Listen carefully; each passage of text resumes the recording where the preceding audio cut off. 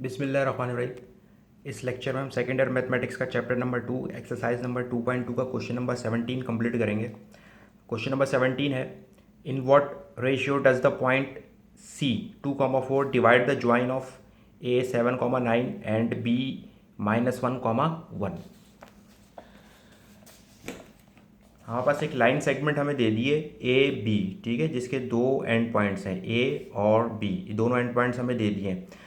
और इस लाइन को एक दूसरी लाइन जो है वो कट कर रही है सी पॉइंट पे। कौन से पॉइंट पे? सी पॉइंट पे। तो पॉइंट ऑफ डिवीजन दे दिया हमें इस लाइन के, ठीक है, वो दे दिया हमें सी 2,4। और हमें फाइंड आउट करना है कि ये जो लाइन सेगमेंट है ये कट हो रही है किस रेशियो में। और रेशियो को हम रिप्रेजेंट करते हैं किससे? M1 और M2 से। तो हमें यहाँ पे M1 और M2 फाइंड आउट करना है, ठीक है। बाय यूजिंग रेशियो थ्योरम हम इसमें इंटरनली वाला फॉर्मूला यूज़ करेंगे, क्योंकि जब भी क्वेश्चन में हमें रेशियो फाइंड आउट करने को कहे और वो ये इंडिकेट ना करे कि आपने एक्सटर्नली करना है या इंटरनली करना है, तो फिर आप उस वक्त इंटरनली ही फॉर्मूला यूज़ करेंगे, ठीक है। अगर वो हमें कहे कि इंटरनली और एक्सटर्नली, तो फिर हम दोनों रेशियो थ्योरम के फॉर्मूले यूज़ करेंगे, इंटरनली भी और एक्सटर्नली भी। अगर कुछ भी ना कहे, जस्ट ये कहे कि ratio theorem ratio find out करें, तो उस वक्त हम क्या करेंगे कि इंटरनली फॉर्मूला अप्लाई करेंगे, ठीक है।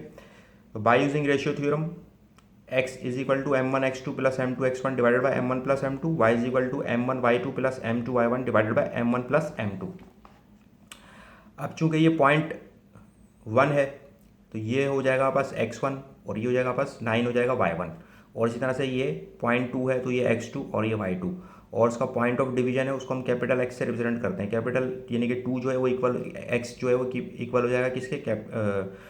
कैपिटल एक्स जो इक्वल हो जाएगा 2 के, और वाई जो है वो इक्वल हो जाएगा किसके? 4 के। और रेशियो में फाइंड आउट करना है कि किस रेशियो में ये पॉइंट जो है इसको डिवाइड कर रहा है ए बी को, ठीक है। तो इसी तरह से यहाँ पे हमारे पास x1 इक्वल हो गया 7 के, y1 इक्वल हो गया 9 के, m1 फाइंड आउट करना है, ठीक है। और कैपिटल x यानी कि पॉइंट ऑफ डिवीजन जो है वो ये होता है हमारे पास, कैपिटल x वो हमारे पास है किसके? 2 के।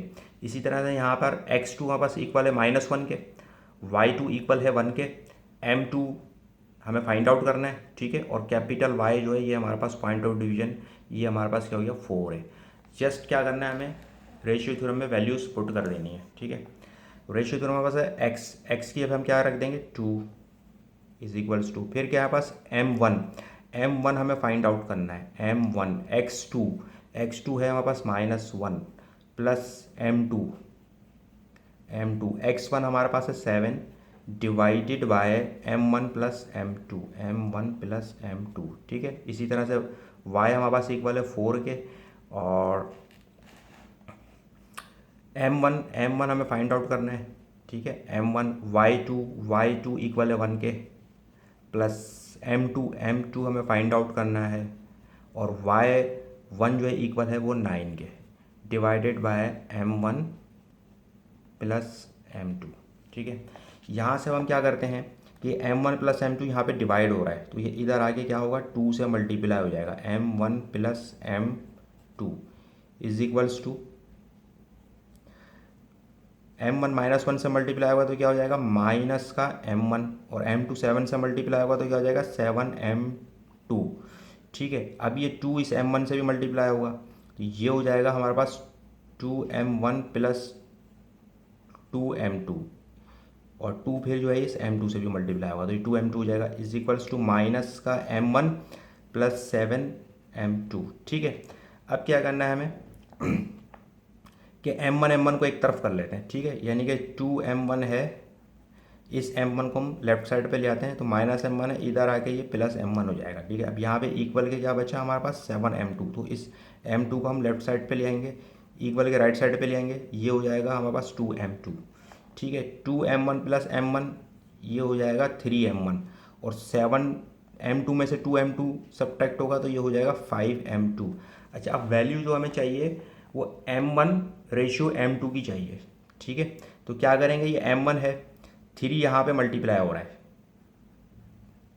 तो यहाँ पर आकर 3 क्या हो जाएगा? इधर आके ये डिवाइड हो जाएगा। इसी तरह से 5M2 से, अच्छा अब M2 जो है वो क्या हो रहा है? बस M2 यहाँ पे मल्टीप्लाई हो रहा है 5 से, तो वो इधर आके लेफ्ट साइड पे आके क्या हो जाएगा? डिवाइड हो जाएगा। ये आ जाएगा हमारे पास 5/3। ठीक है, अब हम इसको इस तरह से लिख सकते हैं रेशियो की फॉर्म में कि m1 ratio m2 is equal to 5/3। ठीक है, इसी तरह से अगर हम इसको y की साइड से भी लें तो क्या है कि ये 4 है, m1 प्लस m2 इधर मल्टीप्लाई हो रहा है, इधर आके क्या हो जाएगा, डिवाइड हो जाएगा, m1 प्लस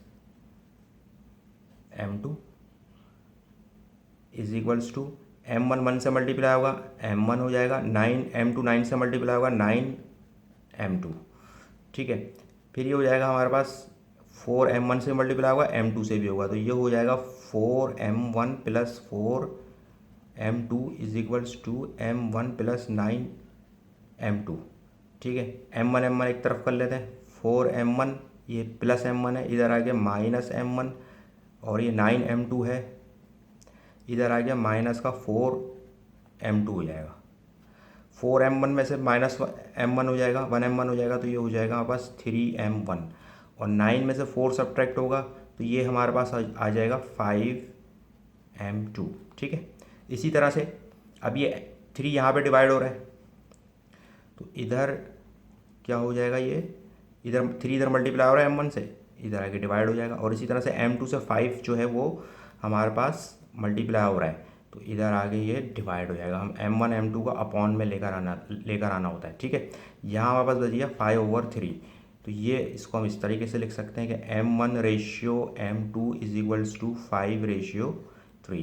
तो दोनों से हमारे पास सेम आ गया। ठीक है, आप सिर्फ इसको इस वाली साइड से कर लीजिए तो ये काफ़ी है, यहीं से इसका आंसर आ जाएगा। ठीक है, मैंने आपको ये करके बता दिया है कि दोनों तरफ से कर लें, आंसर आपके पास 5/3 सेम ही आएगा।